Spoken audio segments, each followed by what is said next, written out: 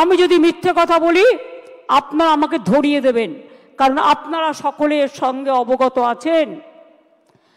প্রথমে অভিজিৎ বাবুর বেঞ্চে, সিঙ্গেল বেঞ্চে একাদশ দ্বাদশ শ্রেণীর বাতিল করে দেওয়া হয় লিস্ট। তারপরে ডিভিশন বেঞ্চে অন্যান্যদেরটা সবটাই করা হয় এবং সিবিআইকে কেসটা দেওয়া হয়। আমরা সিবিআইকে নন কোঅপারেশন করিনি। আমরা বলেছিলাম বাছুন কে যোগ্য আর কে অযোগ্য। যদি কেউ অযোগ্য হয়, তথ্য প্রমাণ দিয়ে প্রমাণিত করতে পারেন, নিশ্চয়ই গভর্নমেন্ট মানে এসএসসি সেটা মেনে নেবে। আমার মানতে কোনো আপত্তি নেই।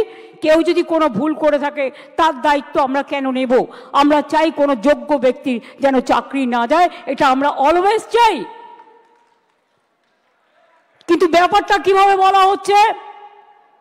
বলছে 26-এ ভোটে পরাজয় হলে আমরা চাকরি করে দেব। যারা বলছেন, আমি একটা কথা আপনাদের বলি, তারপরে আপনাদের কথায় আমরা কি করতে পারি আমি আসব।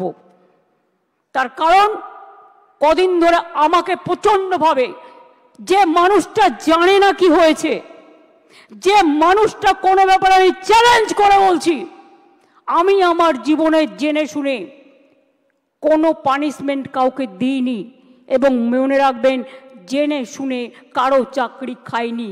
তাই অনেক বদ হজম হওয়া সত্ত্বেও আমি সিপিএমের একটারও চাকরি খাইনি, যারা 34 বছর অনেক অন্যায় করে গেছে। কারণ আমি বলেছিলাম বদল চাই, বদলা নয়। কিন্তু তার মানে এই নয় তুমি গিয়ে কেন অ্যাপ্লাই করলে। ফার্স্ট কোয়েশ্চেন আমার, whether Vikas Bhattacharya will be isolated or not politically. This is my first question. CPM has to answer why he is cancelling all this list.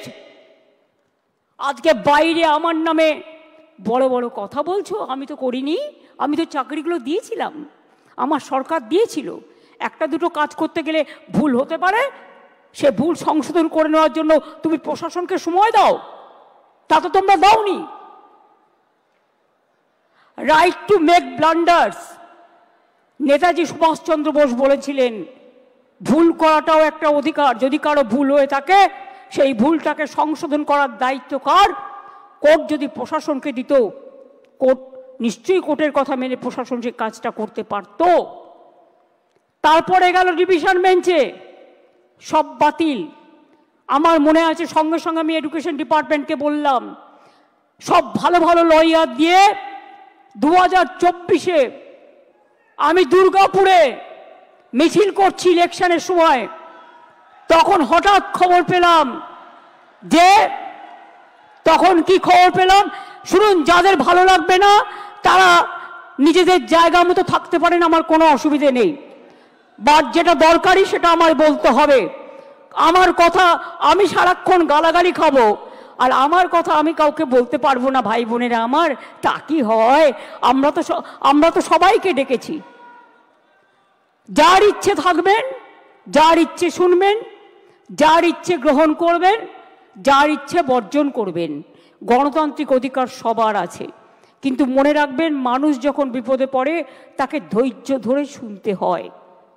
2024 সালে আমি আসানসোলে দুর্গাপুরে মিছিল করছি। আমার কাছে খবর এলো সুপ্রিম কোর্টে আমরা যখন অ্যাপিল করেছিলাম যে হাইকোর্টের রায়টাকে স্টে করে দেওয়ার জন্য, এবং তদানীন্তন বিচারপতি মিস্টার রেসপেক্টেড চন্দ্রজিৎ, আমাদের চন্দ্রচূড়জি সেটাকে স্টে করে দেন। অর্থাৎ হাইকোর্ট থেকে যে ভবিষ্যৎটা অনিশ্চিত হয়েছিল সেই ভবিষ্যৎটা তিনি নিশ্চিন্ত করে দেন। তারপর আবার দেখলাম আরেকজন বিচারপতি এলেন, একজন প্রধান বিচারপতির একটা রায়কে আর একজন প্রধান বিচারপতি সম্পূর্ণভাবে যোগ্য অযোগ্য না দেখে বাতিল করে দিলেন। মনে রাখবেন, আমায় যদি কেউ চ্যালেঞ্জ করে আমি কিন্তু চ্যালেঞ্জটাকে মোকাবিলা করতে জানি।